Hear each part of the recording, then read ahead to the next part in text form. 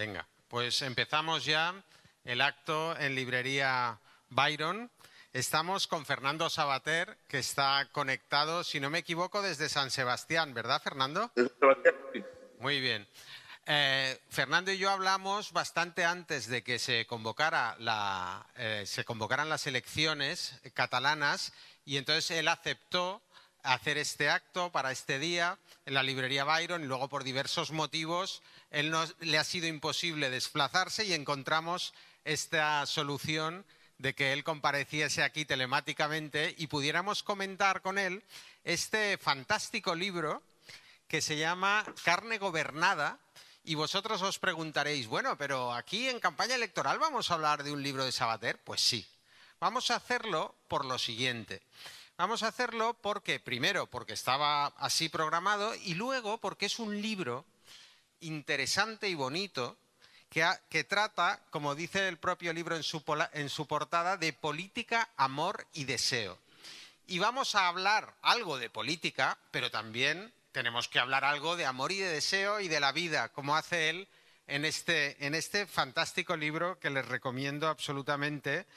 Yo soy muy fan de Savater, como muchos de ustedes supongo, y de su prosa cuajada de humor irónico y de socarronería, y es realmente divertido de leer y a la vez tiene esas expresiones de filósofo tan profundamente racionales y lógicas, hace un uso tan interesante del humor y de la ironía, pero a la vez de una vastísima cultura, que cualquier cosa que te explica acerca de su vida o de su pensamiento se hace amena y se hace profundamente, enseña muchísimo.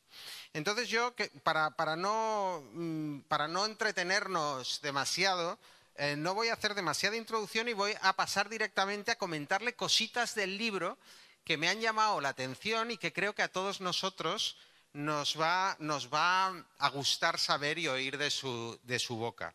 Primero diría que este libro habla extensamente en diversos momentos, va intercalando piezas de pensamiento sobre su vida y también sobre la sociedad y sobre la política.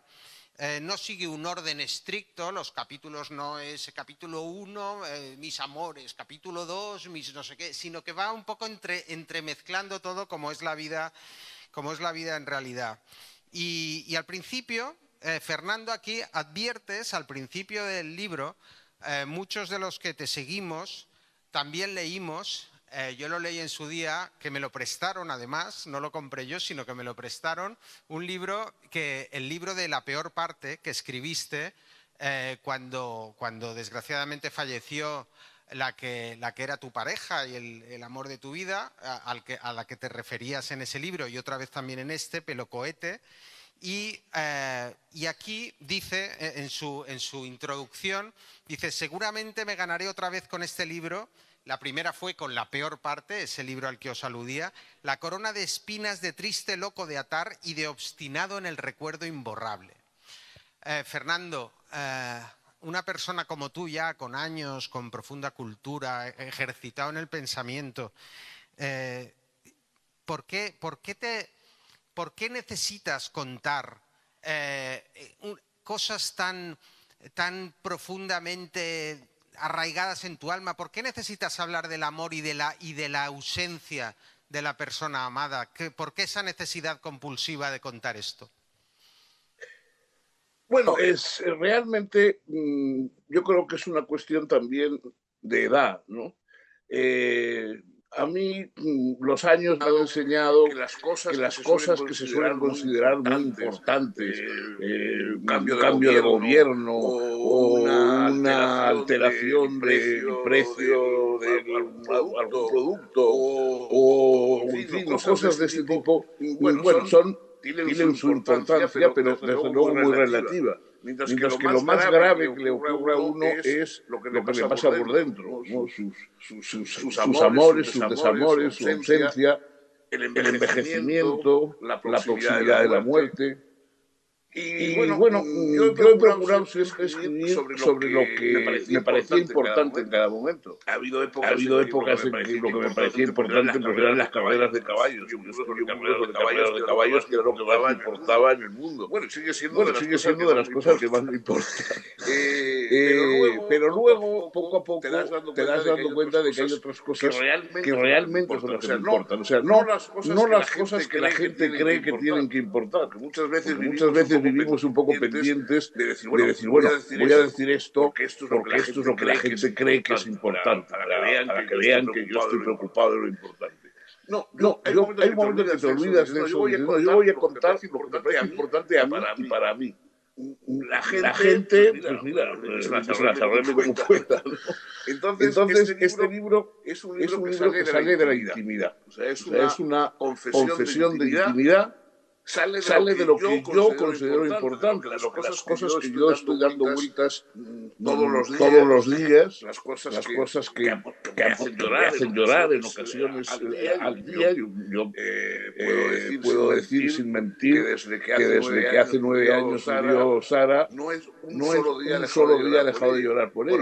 Por alguna cosa que Por me alguna cosa que recuerda, me por algún recuerda, por objeto que algún encuentro objeto de que ella, encuentro de ella, siempre se me saltan siempre las se me lágrimas saltan las pensando. lágrimas pensando en ella. Entonces, bueno, Entonces, bueno, eso, los demás dirán, los bueno, demás pues eso dirán, es un bueno, pues problema eso es un suyo. problema Sí, suyo, pero es sí, un pero es problema un problema de lo que de significa lo ser que humano. significa O ser sea, yo humano. O creo que sea, no yo es que creo que sea, no es que no sea, soy algo tan no soy algo tan excepcional como que excepcional como que me pasan me cosas que no pasan le pasan cosas a que no le pasan nadie, a nadie, sino al contrario, yo creo que me pasan que me cosas pasan cosas que son las que realmente preocupan a la humanidad, que son las cosas que verdaderamente preocupan a la humanidad. Y Y eso eso es es lo lo que que he he intentado, con más con más torpeza o con más torpeza o con más habilidad, habilidad, expresar expresar en el en el libro.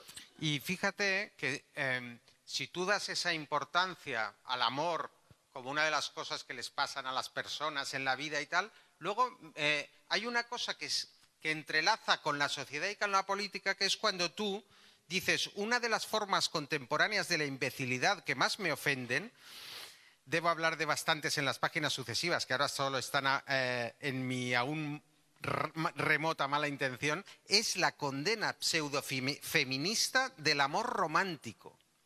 La condena pseudofeminista del amor romántico a ti te exaspera. Cuéntanos eso, ¿por qué? ¿Qué opinas de eso? Extiéndete para los que te escuchan.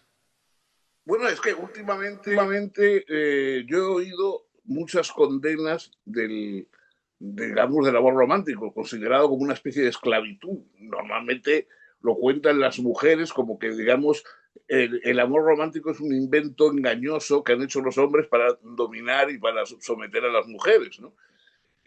Bueno, afortunadamente he conocido a las suficientes mujeres como para que me den su opinión sobre el asunto. No necesito escuchar, digamos, solo a las feministas, ¿no?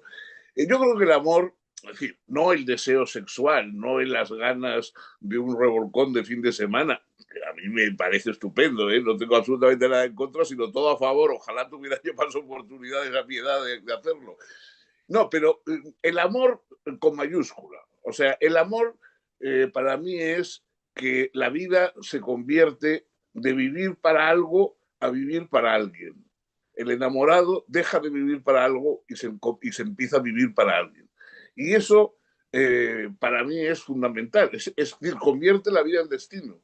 ¿No? La vida de la persona que está enamorada se convierte en destino.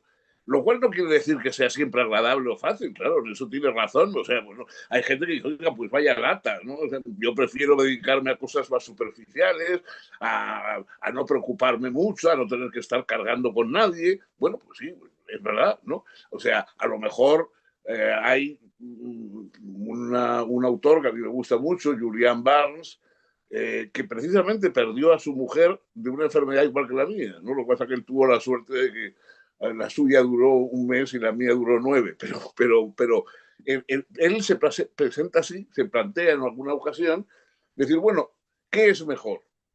Haber tenido el amor y haber padecido el amor con sus contradicciones, con sus vaivenes, con su tormenta, y luego haberlo perdido. Y entonces estar viviendo una ausencia dolorosa, o no haber conocido el amor y haberse librado de ese jaleo. Es decir, bueno, pues no, yo eso no lo he conocido, me lo he ahorrado y ahora pues, siempre lo que pasa es que me gusta la vecina cuando pasa por la calle, pero bueno, no más. Yo soy de los que, bueno, Julian Barnes también, soy de los que cree que merece la pena el amor. O sea, no solamente merece la pena en el sentido literal de la expresión, merece la pena. O sea, yo en este momento vivo dentro de la pena, de la ausencia, pero merece la pena haber vivido así porque eso da a la vida una intensidad que los demás que no han conocido el amor no van a conocer, ¿no? Te digo que parte del público se le dulcifica la mirada y hacen sonrisitas y se les va un poco los ojos cuando te oyen pensando en estas cosas. Oye, hay otra cosa ya pasando a otros temas. Tú en un momento, en cierto momento, declaras algo que yo también le digo a mis hijos. Yo celebro que me conozca el algoritmo de Google y celebro que reconozca mis gustos. Y tú dices, a mí me gusta, yo busco libros en Amazon y busco películas y me alegra que me reconozca el algoritmo y que me recomiende cosas de las que me gustan a mí. Y es verdad, ¿no? O sea, algunas ventajas, algo te facilita, ¿verdad? Que te dicen, no, es que nos conocen y tal. Bueno, pues en fin, a mí, yo, hay cosas que no me importa que me conozcan. Yo a mis amigos normalmente saben las cosas que me gustan, los caballos, el whisky, las mujeres, entonces, y me recomiendan cosas que creen que me van a gustar. Y yo se lo agradezco. Es decir, el hecho de que cuando Amazon o cualquier otra, en fin, otra aplicación de tal, te recomiendan unos libros que evidentemente son el tipo de libros que uno le gustaría y que a lo mejor si no te lo recomendasen no lo ibas a leer nunca. O unas películas que son las películas que te suelen gustar, en fin, de alguna manera te pone en contacto con lo que te interesa. Bueno, yo eso no le veo ninguna preocupación, ni, en fin, no sé, yo no me siento espiado porque alguien me ayude a desarrollar mis gustos. Bueno, en cierta forma también todo lo que es la tecnología, la informática y tal, también ayuda a conformar un mundo cultural de gustos y de preferencias que tampoco está mal, ¿no? Te lo sistematiza informáticamente y te ayuda, ¿no? De alguna forma. Claro, o sea, decir, bueno, todos, hombre, es un poco lo que hacemos más o menos todos. Yo me comprometo a que si me metes en una habitación, la habitación donde guarda sus libros, sus discos, etcétera, una persona, y me das 20 minutos, pues yo te puedo contar luego más o menos lo que le gusta leer, lo que le gusta ver en el cine. O sea, pero eso no tiene nada de malo, no es penetrar en una intimidad velada que no, sino simplemente decir, bueno, esta persona como yo, tiene su espectro cultural, le gusta, de alguna manera agradece que yo me acuerdo de mi buen amigo, que también homenajeo al comienzo del libro, Javier Marías, que Javier y yo éramos muy amigos, conocíamos muy bien las cosas que nos gustaban el uno al otro, y entonces yo cada vez que Javier se iba por ahí de viaje, de pronto recibía un libro que había encontrado en algún sitio. Esto te va a gustar. Y efectivamente, pues era un libro sobre caballos, un libro sobre Sherlock Holmes, las cosas que nos gustaban a los dos. Y yo lo mismo, cuando encontraba un libro que sabía que le iba a gustar, pues se lo compraba y se lo mandaba. Bueno, eso creo, lo que hacemos nosotros por amistad y por afecto personal, bueno, es verdad que el algoritmo lo hace por interés comercial, nada más, pero bueno, de alguna manera ese interés comercial no nos perjudica, sino que nos ayuda, ¿no? Oye, y luego alguna cosita, cuando lees un libro que expresa tantos pensamientos y que además cuestiones sobre la política y tal, hay una alusión tuya en el libro a que te repelen todas las magnificaciones del consentimiento, el solo es sí y demás formas de castración ideológica propias del neofeminismo. Y entonces yo te quería preguntar una cosilla polémica, a ver qué opinas tú, el filósofo, que yo diría, por las cosas que vas diciendo, me interesaba conocer tu opinión. El caso Rubiales. Rubiales le da el pico a aquella chica al ganar el Mundial y ahora se enfrenta a una petición de 2 años y medio de prisión. Entonces, yo te quería preguntar, a ti como agresor sexual, agresión sexual penada con le pide el fiscal 2 años y medio de prisión. ¿Tú qué opinas de esto? Si se Bueno, puede. el señor Rubiales parece que no es un personaje así muy simpático por muchos aspectos de su vida, lo cual, en fin, no podemos encarcelar a todas las personas que no nos caen simpáticas, pero en fin, él evidentemente es un tipo grosero, es un tipo poco ético en sus negocios y ahí sí que desde luego me parece que hay materia para averiguar en fin, los abusos que ha cometido desde su puesto económicamente, etcétera. Bueno, todo eso lo saben ustedes igual que yo. Ahora, el hecho en particular de ese beso famoso, vamos, decir que eso es una agresión sexual es como decir que una palmada en el hombro es un golpe de karate, vamos, o sea, que eso me parece que es completamente absurdo. No es que sea falso, es que es absurdo.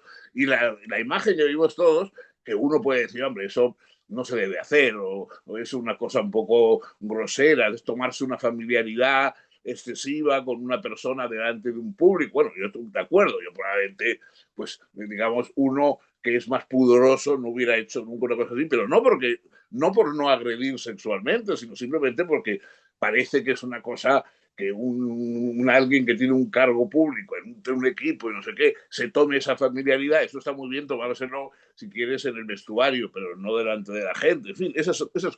Ahora, de ahí a una agresión sexual, hombre, por favor, vamos, es que eso es ridículo, o sea, es una cosa absurda. Llamar a eso agresión sexual, ya te digo, es una cosa, digamos que además entorpece el hecho de que se persigan las verdaderas agresiones sexuales, porque si, claro, agresión sexual es cualquier cosa que le parece a una persona, a alguien que le parece, bueno, eso no está bien, bueno, no está bien, pero no es una agresión sexual, es un acto grosero, es un acto, digamos, de tomarse una licencia que a uno sin haber pedido permiso. Todas las cosas que es verdad.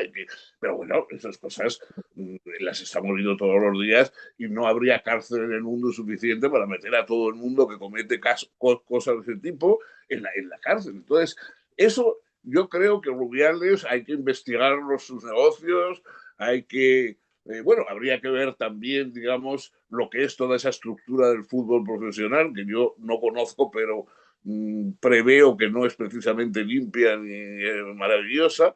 Habría que ver también las personas de más alto puesto que han protegido a Rubiales y que le han ayudado, porque tampoco es que Rubiales, digamos, se haya hecho a sí mismo, lo han hecho entre otros, ¿no? Todo eso me parece bien y me parece bien que se investigue, etcétera. Ahora, convertirle en un agresor sexual por ese gesto es, insisto, una ofensa a las personas que han sido verdaderamente agredidas sexualmente, ¿no? Y que se encuentran a la altura de un capricho legal inventado por una gente que en el fondo no sabe de lo que está hablando. Mira, pues o sea, me ha encantado oír tu opinión. Yo tengo la doble condición de político y de jurista. Como jurista me parece, además como un jurista que ha vivido temas de verdad graves en derecho penal, a mí me sobrecoge el hecho de que ahora se esté catalogando como agresión sexual y pidiendo penas de prisión de 2 años y medio a hechos como esos. Y como jurista nos enseñaron ya en la Facultad de Derecho que el derecho penal es la última ratio. O sea, a estas acciones impresentables, a estas acciones absolutamente rechazables, condenables laboralmente, condenables en todos los ámbitos, socialmente, toda la repulsa que merece un acto así, pues la última ratio, la última de las cosas en las que se debe inmiscuir el Estado es en los castigos que conllevan penas privativas de libertad. Entonces, es como matar moscas a cañonazos, es excesivo. El derecho prevé muchísimas más alternativas, mucho más proporcionadas para repeler actos de este tipo que merecen repulsa, pero que 2 años y medio de prisión, tal y como tú dices, es casi una afrenta a quienes sí que de verdad han padecido agresiones sexuales y sus agresores han tenido que pagar con la prisión. Eso como jurista, pero es que luego como político, como tú dices, determinadas leyes concebidas por determinadas mentes absolutamente ideológicas dirigen la acción penal contra ciudadanos y ahora precisamente lo que se está poniendo sobre la mesa es que la Fiscalía, esta misma Fiscalía que pide 2 años y medio en este caso, tenga las facultades instructoras y sustituya a los jueces instructores y persiga, por tanto, los delitos como hasta ahora lo hacían los jueces instructores, que no dejaba de ser un impulsor imparcial de las investigaciones y ahora eso lo asumirían los fiscales, lo cual pondría unas leyes ideologizadas en manos de un aparato de justicia también ideologizado y controlado por el gobierno, porque ya vemos nosotros el fiscal general, que es ciertamente parcial en los tiempos que corren con Pedro Sánchez al gobierno, y a mí estas cosas pues me parece que, digamos, empiezan a suponer, no ya por el caso Rubiales en concreto, sino para todos los ciudadanos, suponen un peligro y una merma de garantías de libertad en nuestra sociedad, porque de repente se puede codificar como... Además incluso podemos suponer, yo creo por lo menos, una de las cosas que agravaron, según el planteamiento que se hace oficial, digamos, el caso de Rubiales es que dice que la chica había sufrido presiones para no declarar, para no considerarse agredida por sexualmente. Cosa que, bueno, debe ser verdad, porque ella salió tan pimpante del asunto, quiero decir, después de la supuesta agresión, se rió, se lo contó muerta de risa a las chicas que iban con ella en el autobús, es decir, no daba la impresión de una violada que viene la pobre llorando de mí, sé lo que me han hecho, ¿no? Ni mucho menos. Bueno, pero se dice que hubo presiones para que ella no declarara en contra de Rubiales y tal. Bueno, yo me pregunto, ¿y las presiones sociales y tal que hubo a favor de que ella dijera que era gravísimo lo que le habían hecho? Porque el verdadero cambio de la declaración es que ella, que en principio no había dado mayor importancia al asunto, de pronto le dio una importancia enorme, porque había una presión social que decía, no, tienes que decir que eso es una cosa horrorosa y que eso no... Y los propios jueces de la, en fin, de la cosa esta del fútbol, como se llama, no sé, claro, tuvieron que decir que era una cosa gravísima porque había una presión social que decía esto no se puede pasar por alto. Eso es la verdadera presión social. La presión social no era decir quítele usted importancia, porque la importancia efectivamente ella se lo quitó desde el momento uno. O sea, desde el momento uno ella no le dio importancia al asunto, de modo que no debía. Supongo que ella estaba en mejor posición que los demás para saber si tenía importancia o no, y ella no le dio ninguna importancia. La importancia se la fue dando cuando se fue encontrando con gente que decía, qué barbaridad lo que le han hecho, pum, pum, pum, y entonces lo fueron presionando. Claro, eso me parece peligroso. El hecho de invenciones colectivas de delitos, que estamos viendo que hay una especie de invención colectiva de un delito donde no había pasado prácticamente nada, o una cuestión personal entre dos personas, una grosería, una cosa que, en fin, de pronto nace un delito a base de la presión social que tiene que encontrar un delito ahí, que tiene que proclamarlo a los cuatro vientos y que ya incluso tiene que extender que la mayoría de los hombres están deseando de cometer ese mismo delito. Yo creo que todo eso indica una quiebra importante en nuestra sociedad, ¿no? Sí, sí, ciertamente. Y luego también hay otra cosa añadida, que es que cuando te pones en estos casos polémicos a opinar, parece que estás bordeando el sacrilegio, estás diciendo cosas que impugnan dogmas y que te colocas en una especie de punto de mira de aquellos que dicen, bueno, pero tú, ¿de qué pie calzas, no? O sea, ¿tú qué pasa? Que no estás con el mainstream, o sea, vamos a por ti. Es difícil, ¿eh? Incluso yo te lo digo también por experiencia en el mundo de la política. No, hombre, vamos, yo también te puedo contar cosas personalmente. Una de las personas que yo, del mundo intelectual europeo, que yo más admiro, que es la Rowling, la autora de Harry Potter, etcétera, etcétera, que me parece que es una mujer admirable, muy sensata y muy inteligente y muy valiente también, aunque naturalmente ya tiene una posición muy reforzada por su fama y por el dinero que ha ganado con sus libros y tal. Pero de todas maneras se arriesga mucho. Entonces ahí ahora, cuando ella ha denunciado todos estos disparates de que un señor con bigote, barba y no sé qué es una mujer, porque se le ha ocurrido mientras venía paseando por la calle que es una mujer, entonces cuando ha denunciado estas cosas, etcétera, ha habido otro señor de decía, bueno, pues que me metan en la cárcel. Es decir, es que ya el problema no es simplemente que esas ideas sean discutidas por los demás y tropiecen con oposición y que la gente te lleve la contraria, cosa que, bueno, es normal, ¿no? Que la gente, unos piensan una cosa y otros piensan otra. Pero es que ahora el segundo es que si no piensas lo que hay que pensar, te pueden aplicar la ley y meterte en la cárcel. Claro, eso es una cosa, yo desde luego no pienso aceptar, aunque me metan 50 años de cárcel, que el sexo no es una cosa biológica, sino que es una cosa que cada cual decide de acuerdo con lo que le da ese día. Y que a los niños en las clases hay que decirle, vosotros, hijos, elegir lo que queráis ser porque no tiene nada que ver con vuestros genitales ni vuestra biología. Eso no estoy dispuesto porque a mí me parece que, digamos, un maestro, un profesor, y yo, en fin, no he sido 40 y tantos años en mi vida, puedes hacer o decir muchas cosas, pero lo que no puedes es mentir a sabiendas. Yo creo, he cometido probablemente todos los tropelías y pecados que hay en el mundo en mi vida y me arrepiento mucho, o si no me arrepiento me los callo, pero bueno. Pero lo que sé seguro que no he hecho nunca es mentir a sabiendas en una clase a mis alumnos. Nunca les he dicho algo que yo creyera que era falso. O sea, decir, bueno, a lo mejor les he contado cosas falsas porque me he equivocado, porque tengo ideas equivocadas sobre cosas.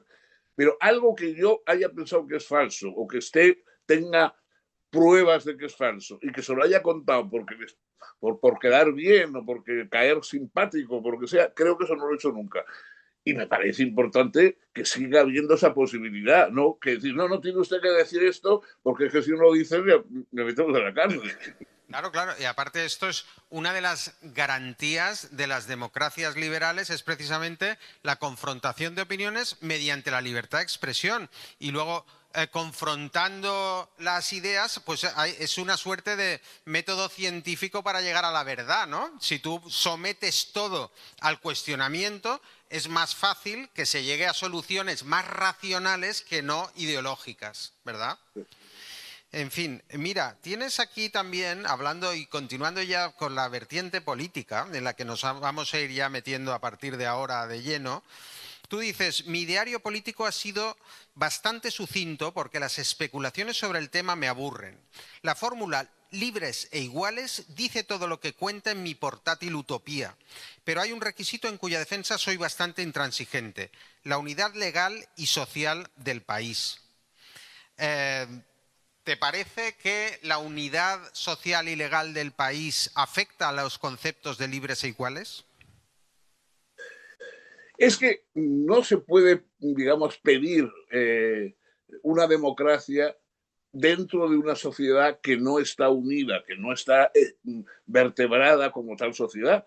La democracia, vamos, perdonen en fin, las obviedades, nace en Grecia precisamente cuando digamos, todos los tiranos, los llamados tiranos, Pisístrato, etcétera, rompen el poder de las familias separadas, o sea, en Atenas gobernaban, vamos, unos clanes familiares, porque era un modelo que luego se ha repetido en el Mediterráneo, pues incluso recientemente con las mafias, etcétera, etcétera. Bueno, entonces en Atenas gobernaban unos clanes familiares, los llamados tiranos, es decir, unos reyes que no preguntaban, sino que ejercían el poder, disolvieron esos clanes y unieron toda la sociedad en torno a unos principios de libertad y de igualdad. Entonces, eso fue la democracia. La democracia fue acabar con los clanes separados, con las tribus separadas y establecer la posibilidad de que lo que contara era la voluntad de los individuos y no la voluntad de los clanes.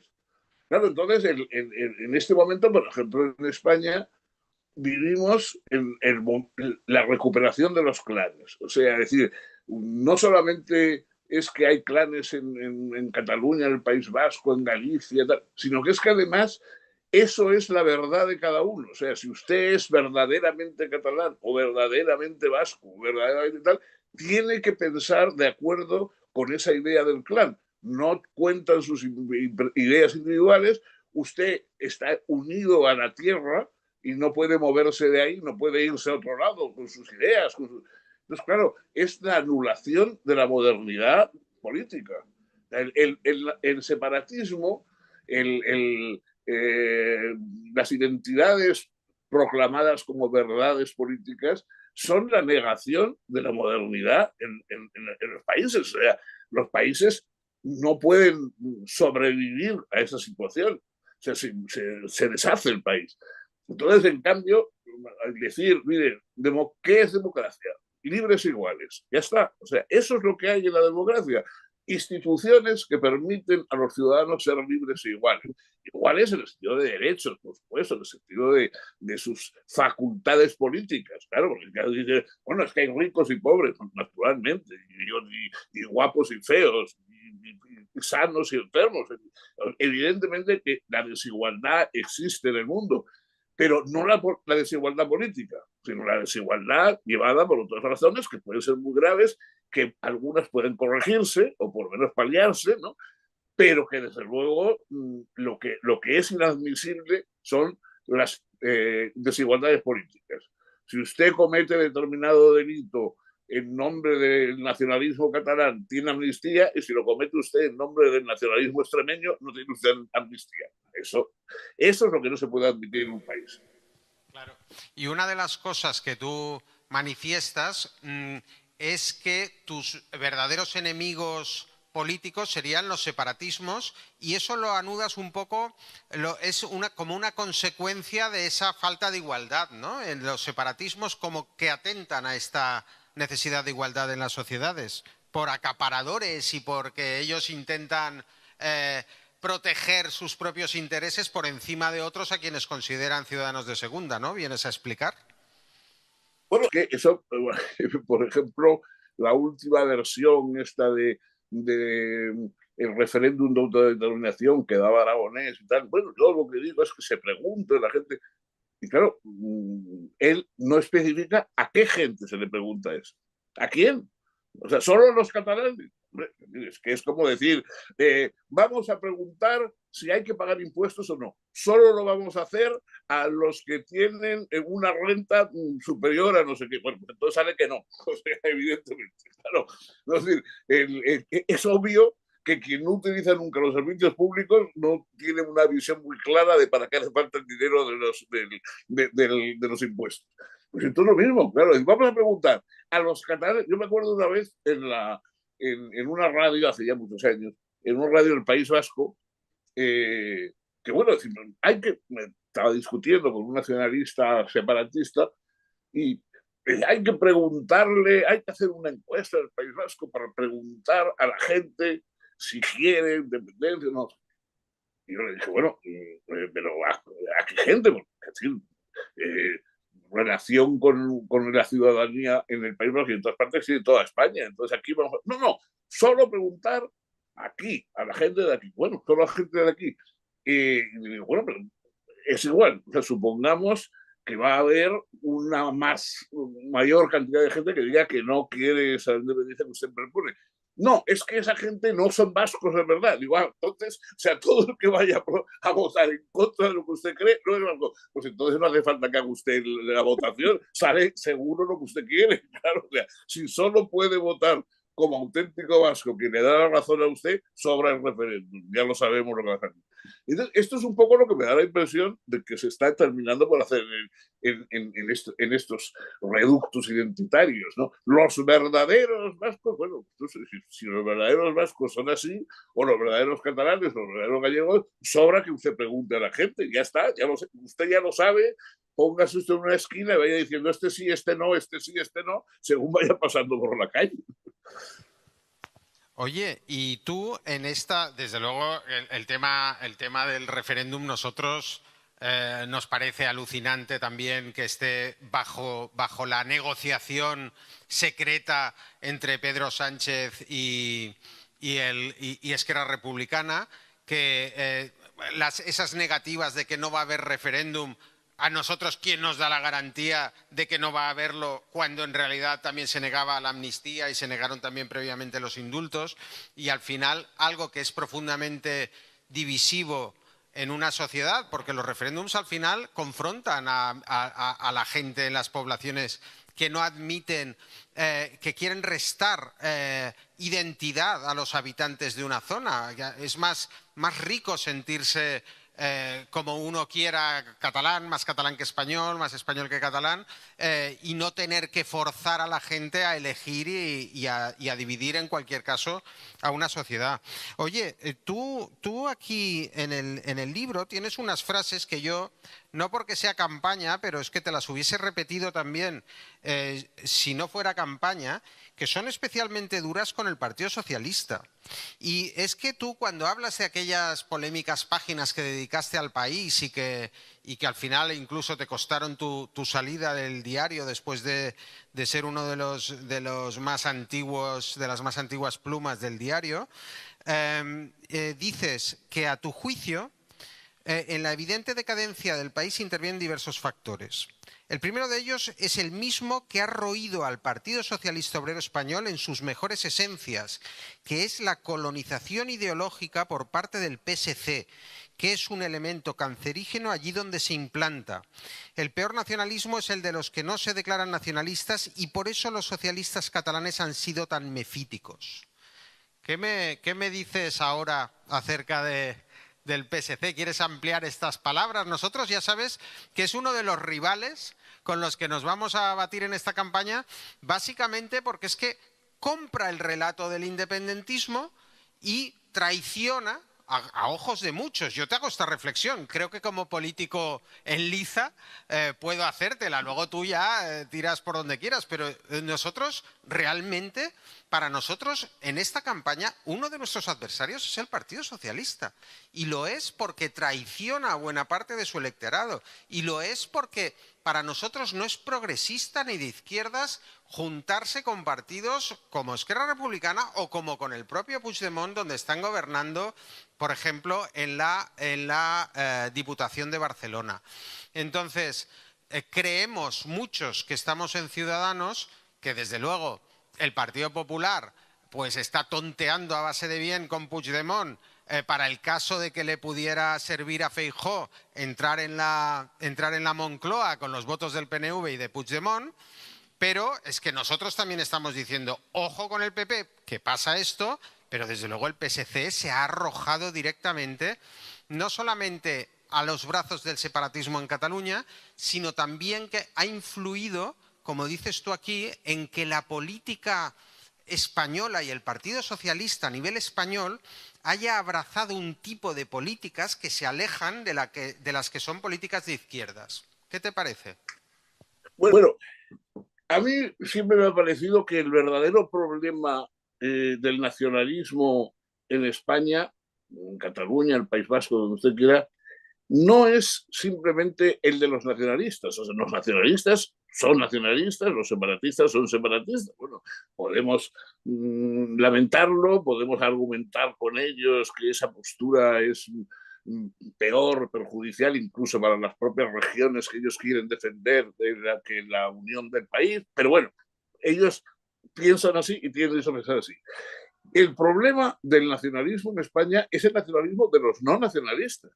Ese es el nacionalismo, porque claro, en el fondo los no nacionalistas son siempre mayoría, en todas partes, en el País Vasco, en Cataluña, en todas partes, los oficialmente no nacionalistas, los que no quieren la independencia y la separación del país, son mayoría. Lo que pasa es que adoptan una posición indiscernible de los nacionalistas porque les es más cómodo, porque les es más fácil, porque en este país hay un poco eso de el viva quien vence, ¿no? Yo conozco mucha gente del País Vasco que me dicen, bueno, mira, chico, el PNV va a ganar siempre. O sea, siempre va a ganar el PNV, me da igual. O sea, queramos lo que queramos, va a ganar el PNV. Entonces, bueno, vamos a intentar meternos y arrimarnos a su sombra, ¿no? Después de todo van a ganar, pues oye, vamos a ponernos ahí, ¿no?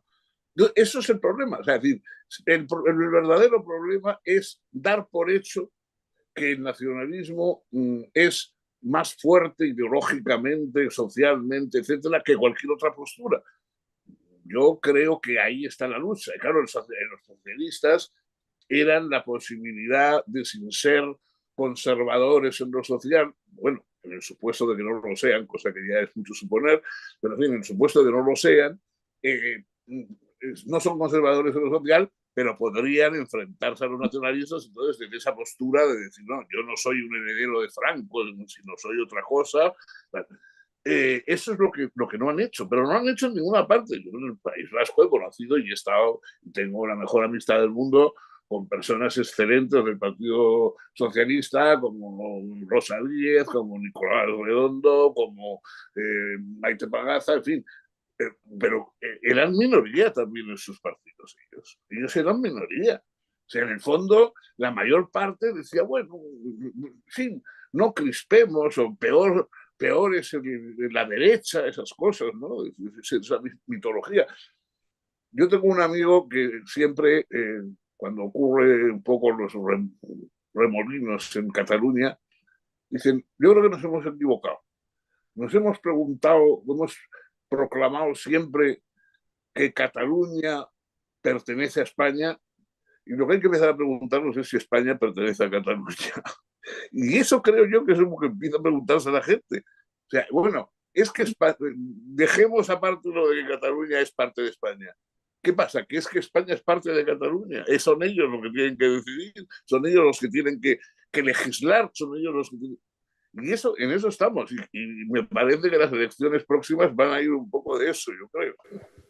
Oye, y una cosa muy interesante, y no sé si muy políticamente correcta, que tú dices en tu libro, dices, siempre he sostenido que en democracia los culpables de los embrollos y disparates de los verdaderos políticos de base, no, perdón, que los embrollos y disparates son los verdaderos políticos de base, es decir, los votantes. O sea, tú dices que, bueno, que como vienes a decir, bueno, los votantes se equivocan. Y entonces yo te pregunto, vamos a ver, gente como nosotros, tú eres un destacado activista pues contra el separatismo vasco, en su forma además más terrorífica, que ha sido el terror de ETA, y tú has sido de las personas que han plantado cara.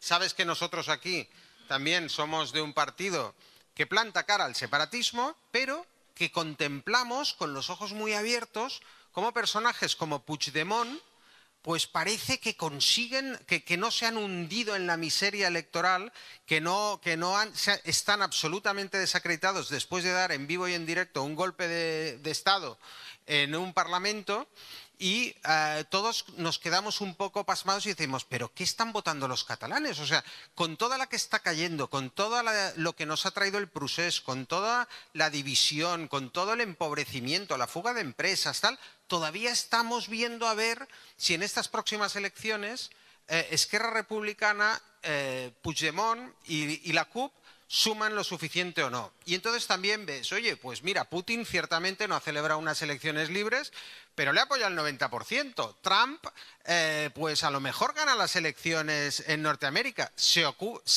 equivoca la gente? ¿Se equivocan los catalanes votando a Puigdemont? ¿Podemos decirlo? ¿Qué crees? Y Franco ganaba los referéndums. O sea, mire, yo en el referéndum, uno de los, creo que de los últimos que hubo, aquel que hizo Franco, se llamaba 25 años de paz, que, en fin, fue un referéndum para aprobar, no sé, para aprobar el régimen, ¿no? Para votar a favor del régimen. Entonces, bueno, pues el referéndum no tenía muchas garantías legales, evidentemente. Entonces mi padre, que era notario, le llamaron un grupo de gente de Cuadernos para el Diálogo, etcétera, que eran pues la oposición más esto que había, para que verificase que la urna donde se habían hecho las votaciones en determinado barrio de Madrid había sido sustituida por otra con todas las papeletas dentro que habían dado el cambiazo y se habían llevado la urna verdadera y la habían sustituido por otra. Y entonces la otra se la habían encontrado por ahí escondida detrás de una cortina, un poco a lo Pedro Sánchez. Y entonces, bueno, pues hubo gente que llamaron al notario para que levantara acta de las papeletas que había en una urna y las papeletas que había en otra urna.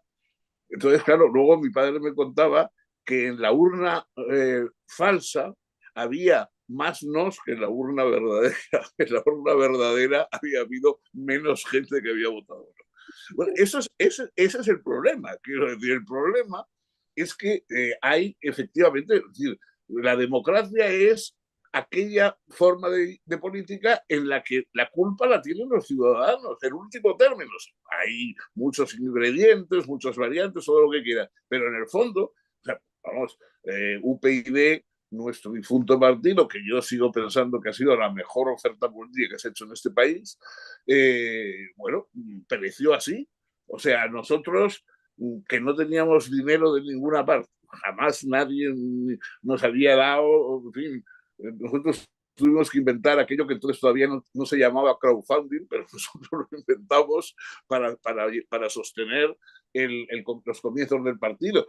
Y evidentemente, bueno, luchábamos contra todas las imposibilidades y dificultades, y lo poco que teníamos nos lo gastamos denunciando, imponiendo querellas a los que nos parecía que se habían corrompido. O sea, los primeros que denunciamos al rato fuimos nosotros, los primeros que denunciaron lo del canal de Isabel II fuimos nosotros. Claro, y luego llegaron las elecciones y acto seguido la gente votó a todos los otros, a los corruptos, a los que habíamos denunciado, y a nosotros no nos votaron. Entonces ahora todavía, de vez en cuando, yo me encuentro con gente que me dice, qué lástima lo de UPyD, ¿usted por qué cree que se hundió? Y yo digo, por la culpa la tiene usted y la culpa tienen otros. O sea, esos son los que tienen la culpa. O sea, ahora echa usted de menos, ustedes fueron los que hundieron un partido que no tenía dinero, que no tenía padrinos, etcétera, pero que estaba defendiendo lo que hoy más o menos me parece más defendible. Bueno, ustedes son los que dejaron que se hundiera y que desapareciera. O sea, no hace falta que busquemos, por supuesto cometeríamos errores a mansalva, como todos los seres humanos cometen errores, pero lo que hundió al partido es que la gente se fue con los corruptos y no quiso apoyar a los que estábamos señalando la corrupción. Y eso así se puede extender a lo que quieres. O sea, ahora va, efectivamente, pues sí, pues muy probable que gane el que no debe ganar, que gane Trump, que gane, bueno, Putin, pues, da igual. O sea, la gente se animará a apoyar al que va a ganar. O sea, este es el fuerte, este es el victorioso, yo me pongo aquí para que, pues porque quiero decir, viva los míos, ¿no? Claro, es que parece que los rusos son muy tontos, los americanos son muy tontos, los húngaros y los polacos son todos muy tontos porque votan a gente muy impresentable, pero aquí se vota a Puigdemont y todo el mundo, pues no, pues parece que todo es muy normal. El 23 de julio se plantearon unas elecciones en que todos los seres dotados de razón suponíamos que sería ya un poco la forma de quitarnos de encima a Sánchez. Bueno, porque Sánchez entonces todavía no había llevado a cabo cosas como lo de la amnistía, etcétera, pero bueno, ya se veía perfectamente el tipo de persona que era, ya había hecho lo suficiente como para ganarse su reputación, y entonces todos pensábamos que, dado que se le daba la posibilidad perfectamente legal, pacífica, etcétera, de quitarse a ese señor de encima, todos lo aprovecharíamos. Ah, pues no. La gente, sí, incluso la gente que te hablaba, dice, no, a mí Sánchez no me gusta, pero claro, es que si no viene la derecha, bueno, ¿qué te va a hacer a ti la derecha que no te haya hecho ya Sánchez? O sea, ¿qué es esa cosa tan tremenda que temes que no te vaya? Bueno, pues sí, no sé, yo no sé, yo cuando sacó Podemos en sus primeras elecciones 4 millones y pico de votos, eh, se me ocurrió decir que yo no creía que había tantos tontos en España, y entonces pues se me vino el mundo encima. Bueno, luego me he dado cuenta que me quedé corto. Oye, pues mira, de todas formas, yo me meto con el pobre señor Puigdemont, pero aquellos que lo han traído también parten como favoritos el Partido Socialista, y entonces y la gente pues votará a quienes les han amnistiado seguramente. Yo espero pues que la gente se acuerde de las cosas que han pasado, pero parece a veces que la memoria política es muy corta. Mira, una cosa que me dices, y ya nos quedan solamente 10 minutos, una cosa que me ha hecho gracia en tu libro es que tú cuentas que sacaste unas columnas, hiciste un recopilatorio de tus columnas en El País de varios años y las editaste en un libro de 2021 y añadías a cada una de las columnas unos comentarios que actualizaban las cosas que tú habías escrito entonces. y que te diste cuenta de que las columnas optimistas en general estaban equivocadas y las pesimistas se quedaban cortas. Entonces, yo te pregunto, ¿qué pasa? ¿Qué vamos a peor o qué nos está pasando?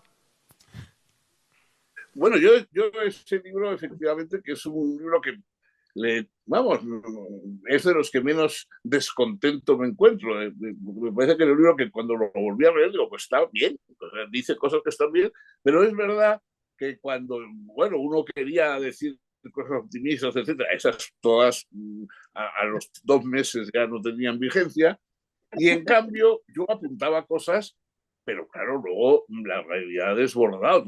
Yo, sinceramente, yo no conozco a nadie que hace un año o año y medio creyera que el país iba a estar como está hoy.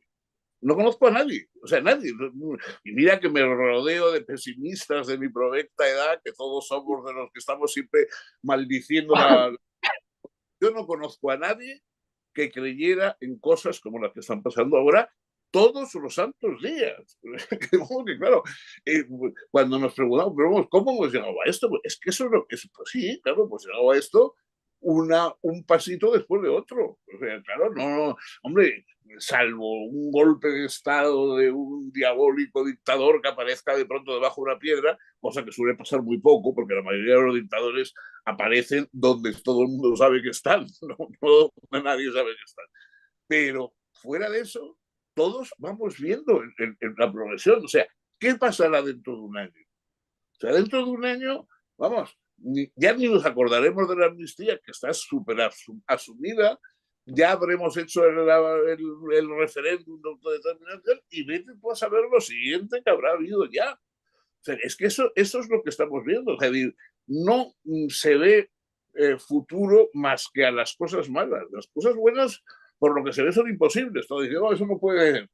Cada vez que uno propone una reforma positiva, te dice, no, eso no puede porque ya la gente ya no tiene vuelta atrás. Pues ya no tiene vuelta atrás, pues vamos todos como los lemures al abismo, ¿no? A tirarnos de cabeza. Bueno, esto a mí lo que me sugiere como político es si las cosas están yendo realmente a peor, si verdaderamente dentro de un año todavía podemos estar peor, si nos están anticipando cosas que quieren hacer, que ya sabemos los efectos que tienen, pues vaya, casi metería la cuña publicitaria aquí rápidamente. Oigan, voten a aquel o a aquellos que sean garantía de que tienen conciencia de que por ese camino vamos mal y que tenemos que echar el ancla y pararnos y decir, bueno, aquí tenemos que hacer valer ciertos valores que todos, la gente razonable, la gente que tiene una idea de libertad, de igualdad, de progreso, pues no quiere estas especie de revoluciones larvadas por las clases altas y por las clases políticas dominantes. Mira, y ya voy a acabar con dos cositas. Me faltan decirte dos cositas. Una, que tú has hablado ahora mismo de tu edad provecta y te refieres en el libro a que los adolescentes actuales viven en un mundo que tú ya apenas conoces. Yo creo que esta es una reflexión que mucha gente, ya que pasa, yo el otro día cumplí 60 y estoy medio traumatizado y sí, veo que... ¿Quién los pillara, no? Pero, sí, pero claro, ya se da provecta también y dices, ostras, realmente los jóvenes están viviendo en un mundo muy diferente al que nosotros conocimos, en los que todavía pues había los libros y la tele prácticamente, y ahora se meten en unos vericuetos y en unas aplicaciones y en un tipo de vida, en un tipo de información, en un desapego también de la cultura tradicional que nosotros vivíamos, que quizás ya empieza a haber un escalón generacional más acusado del que había antes entre nosotros y nuestros padres, ¿no? ¿Qué te parece eso? Sí, porque bueno, todavía el hecho de la lectura, antes la diferencia era que nosotros habíamos leído unos libros y los jóvenes leían otros, pero estábamos todos en el mundo ese de la letra impresa, en fin, nosotros nos habíamos creído unas cosas políticas y luego más o menos habíamos tenido ocasión de rectificar o de confirmarlas, pero en fin, en cualquier caso con el tiempo habíamos cambiado nuestra relación con esas ideas políticas. Hoy, en cambio, los jóvenes pues tienen sentimientos políticos, pero no tienen ideas políticas. El problema, yo hablo con jóvenes de excelente, en fin, vocación y que tienen los mejores deseos y tal, pero tienen sentimientos políticos que son respetables. Es mejor que la gente tenga sentimientos buenos que malos, evidentemente. Pero claro, dice, bueno, pero es que la política es un engranaje y entonces hay que saber cómo funciona el engranaje. O sea, ante un coche que tiene el motor estropeado y que no le funcionan las bujías y nada, bueno, usted lo que no puede hacer es ponerse delante y decir, yo soñaba con un viaje por la Costa Azul. Y nos dicen, sí, bueno, muy bien, pero ¿cómo arrancamos el coche? O sea, el problema es que si el coche no anda, da igual sus sueños. O sea, si el coche no arranca, si el coche no funciona, si está para tirarlo a la basura, da igual que usted tenga unos sueños maravillosos. Podrá usted escribir un poema sobre el sitio donde quería ir, pero no se moverá de donde está porque el coche no anda. Y entonces en política es un poco lo mismo. O sea, en política decimos, bueno, muy bien, los jóvenes dicen, yo lo que quiero es que todo el mundo sea hermano, igual, no sé qué, que no haya negros, blancos. Bueno, muy bien, estupendo. ¿Y eso cómo lo empezamos a poner en práctica? Es decir, ¿qué hacemos? O sea, si nosotros lo que queremos es igualdad, ¿qué empezamos? A hacer diferencias entre los grupos. Entonces, no queremos que haya diferencia entre blancos y negros, pero va a haber diferencia entre catalanes y gallegos. Hombre, no me fastidie. Quiero decir, el problema es que estamos inventando diferencias donde no las hay, pero pretendiendo que hemos acabado con todo el racismo y con toda tal. Y lo mismo ocurre en otras cuestiones. O sea, decir, bueno, si lo que estamos queriendo es la libertad de la gente para aspirar a una vida mejor, etcétera, ¿qué vamos a hacer? ¿Impedir que los agricultores funcionen en España porque tienen que cumplir una cantidad de reglas y de normas que no van nada con su trabajo, pero que personas que no han trabajado nunca en el campo les imponen? Entonces, eso va a ser la forma de llegar a la libertad de los ciudadanos. En fin, yo creo que ha llegado el momento, sobre todo con los jóvenes. Lo que pasa es que yo ya me pilla muy mayor. Yo me he pasado 40 años dando la buena vida y la buena nueva y diciendo lo que había que hacer. Ahora, por supuesto, todas estas cosas pesimistas que he dicho aquí, cuando no los oye nadie, nunca las diré a los jóvenes. A los jóvenes les digo siempre que hay que ir a votar, que tal. Pero claro, pero uno se queda diciendo, bueno, pero es que son los jóvenes los que tienen que sacarlos de aquí. O sea, es decir, yo estoy completamente ya amortizado y momificado casi. O sea, es decir, son los jóvenes los que tienen que sacarlos de aquí. Si los jóvenes no entienden nada de lo que ocurre, si los jóvenes se ponen detrás de personajes innobles, como estamos viendo en la política actual, etcétera, ¿qué esperanza nos queda? O sea, es decir, vamos a ser los viejos los que vamos a acabar con Puigdemont y con Óscar Puente. Y con... Es que nosotros ya no podemos, nadie nos puede pedir eso ya. Nadie nos puede pedir eso ya. O sea, podemos decir algo, nos hagan caso o no, pero ya nadie nos puede pedir que seamos nosotros los que encabecemos esa transformación social. Ese país necesita una regeneración política a fondo. Es así, o sea, comprendo que es de esas cosas que se dicen, son brindis al sol, lo que usted quiera.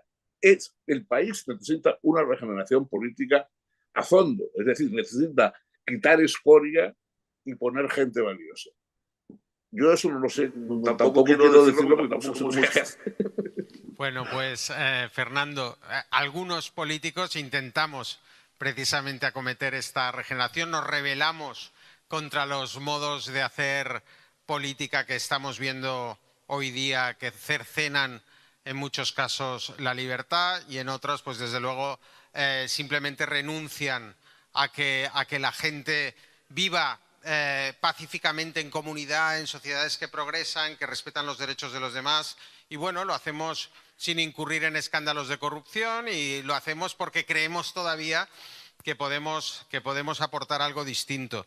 Yo voy a cerrar ya este acto porque son justo las 8, ya hemos tenido la suerte de debatir contigo todas tus ideas, las ideas que nos has expresado tan atinadamente y en este libro. Yo ya solo diré que este libro cierra de forma muy bonita, un libro que habla, como hemos hablado hoy, con Fernando de amor, de deseo y de política. Habla de la vida y como que habla de la vida, al final lo cierra con un poema muy bonito de Leopoldo Lugones, que les recomiendo, que no se lo voy a leer porque ustedes tendrían que comprar el libro y verlo, que está cuando llega al final y cierra, es un broche bonito el que pone y que trata sobre la vida y sobre la muerte también.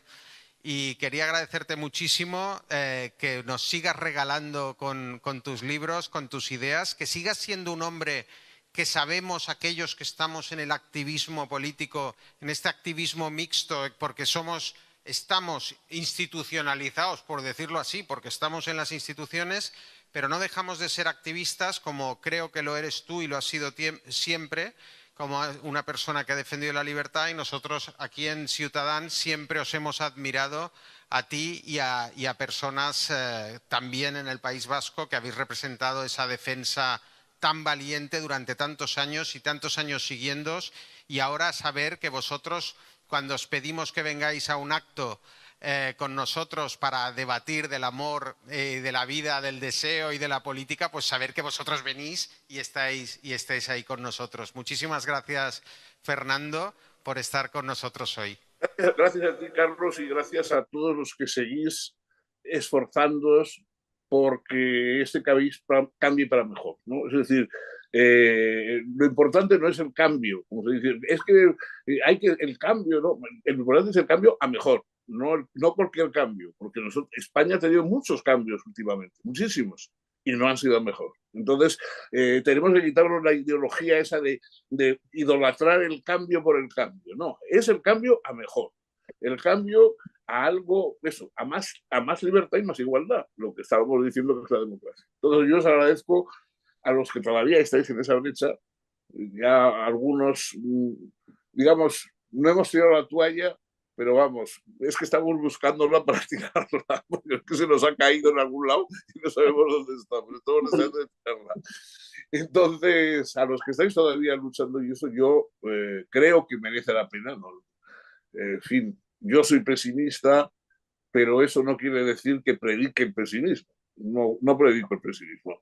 Creo que, digamos, de alguna parte algo puede salir para salvarnos y ese algo no puede ser más que traído por los ciudadanos. O sea, somos los ciudadanos, no va a venir ni los marcianos, ni los extranjeros, nadie. En fin, ojalá que en Europa apoyen nuestras mejores iniciativas, etcétera, etcétera. Yo también confío en eso, pero no nos van a salvar. Ni nos van a salvar los europeos, ni nos van a salvar los marcianos. No, nos salvaremos nosotros si nos salvamos. Y la única forma de salvarnos es empezar a salvarnos a poquitos, ¿no? Cada uno en nuestra pequeña diócesis, como decía un amigo, pues cada uno en nuestra pequeña diócesis y salvarnos. De modo que yo, encantado y en la medida de lo posible, os apoyaré todo lo que pueda. Muchísimas gracias, Fernando. Gracias.